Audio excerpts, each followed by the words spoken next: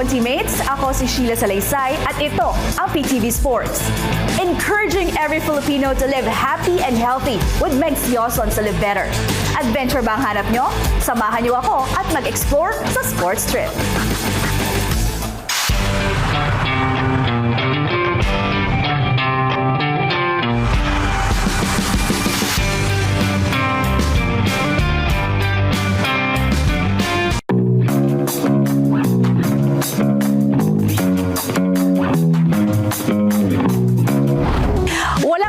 Sa excitement ng obstacle course surrounded by breathtaking views, pushing the limits habang damang-dama ang kalikasan and making the most of every moment.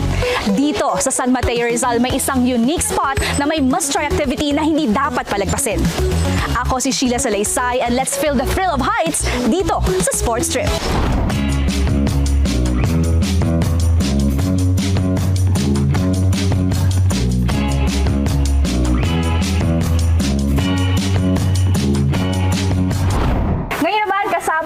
Supervisor ng Casa Peregrine, si Ms. Jelseline Sabado. Hi, ma'am. Hello po, ma'am. Ma'am, kwentuhan mo naman kami kailan ba nag-open itong Casa Peregrine at ano-anong mga activities ang pwede gawin dito? Nag-open po ang Casa Peregrine, ma'am, December 2021 for the retour po. Then, January 16, 2022 po, nag-start naman po ang restaurant po namin.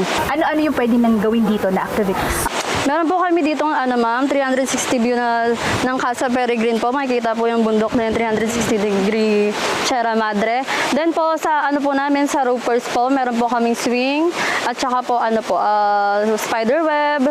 Lahat po yan makatatry niyo po dito sa casa, yung ganun po. Sa mga accommodation po namin po, may swimming pool po, private pool, and then po private room po. Sa restaurant naman po, meron po kami, open po kami 6 a.m. hanggang 8 p.m. po. So far po ma'am, kami pa lang po sa lugar namin ng may ganito pong view at mga rope course tsaka accommodation po.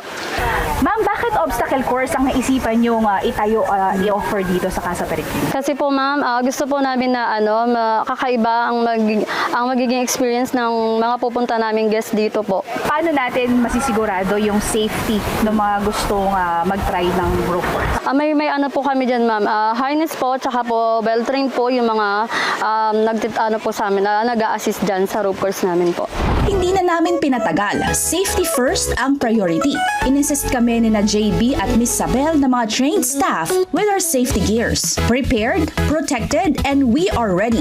Ang pinunta talaga namin dito sa Casa Peregrine ay ang rope course dahil kami ay palaging G na G. Bonus na ang magandang view. High rope course is an aerial obstacle course na ginagawa for personal development and or team building. Minsan kailangan talaga namin to ni Miss Sabel dahil kami ay parehong may fear of heights. Ang rope course na ito ay may 8 elements para may challenge at talagang masusubukan ang tapang namin.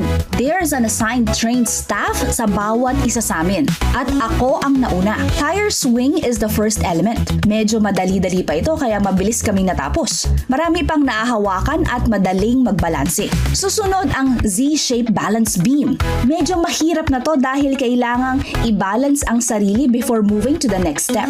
Dahil kita nila kuya yung takot namin, they are kind enough to teach us the strategy at binabantayan kami.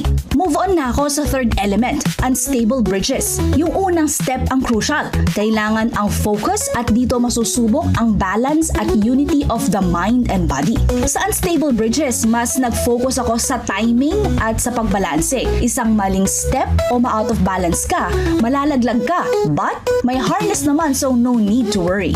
At nang matapos ko na ang unstable bridges, Kuya, saan yung braso ko? ramdam at rinig ng kabundukan ng takot namin. Malalim na hinga at mahigpit na yakap sa poste matapos ang bawat element. Samantalang si JB naman, panis na panis, pangisi-ngisi lang. Enjoy na enjoy talaga siya. Ibang kaba sa bawat element. Sa single line bridge naman, kailangan ng strength ng arms at legs para makausad at makatawid sa bridge. Minsan sa takot ang hirap gumalaw.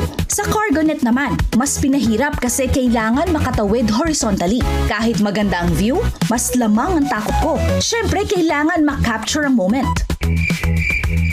Matapos ang 4 elements, mukhang nadalian si Miss Sabel dito. Rope swing naman ang sunod. Tamang chill muna kami ni Kuya bago ko simulan to. Si JB mukhang naiinip na at tawa-tawa lang habang hinihintay matapos si Miss Isabel. And almost done with a course. Sa unstable bridge, mukhang kalmado na kami dito. Hindi na masyadong nanginginig si Miss Isabel. Finally, last na to. Single line bridge. Buti na lang may tali at nagawa ko na ang isang version kanina. Confident na tong isa oh. All smiles. Sunod naman agad tong si JB. Matapos ang lahat ng sigaw, inis, takot at kaba, ito na kami sa last. Dito sa spiderweb, mas ramdam ang lamig ng hangin at ito ang nagbigay sa amin ng energy para tapusin ang obstacle at harapin ang takot namin. Success! Pinatapos lang kami sa rope course at bumuhos na ang ulan kaya hindi na namin nagawa ang swing. Everybody is welcome here sa Casa Peregrine. Buong pamilya, barkada, mag-partner, pati ang fur babies nyo ay pwede dito. For the kids, may trampoline at playground dito kaya hindi sila maiinip. Kung kayo naman ay athletic, bukod sa rope course, may archery din sila dito. Kung bet nyo naman ang staycation, meron yan dito. May available rooms with pool at overlooking view. Matapos kaming mapagod sa rope course at maikot ang lugar, dito sa restaurant ang last stop namin. At ito ang Bumungan, Kansi Bulalo, Boodle Fight Set, perfect sa magbabarkada. At ang paborito ko, Chocolate Dream Bowl Champurado. Unti-unting tinutunaw ng mainit na gatas ang tsokolate. Lahat ng to, bagay na bagay sa malamig na panahon. Kaya kain na. Kaya naman punta na dito. Mag-chill sa mga tree houses. Perfect spot for relaxation and breathtaking views. Ipakita ang pagmamahal ngayong buwan ng Pebrero. Ang adventure dito is not just about overcoming physical challenges and fears. It's also enjoying nature's amazing beauty. So ano, handa na ba kayo sa next adventure? Sama na dahil dito sa sports trip, ano man o saan man, G na G tayo.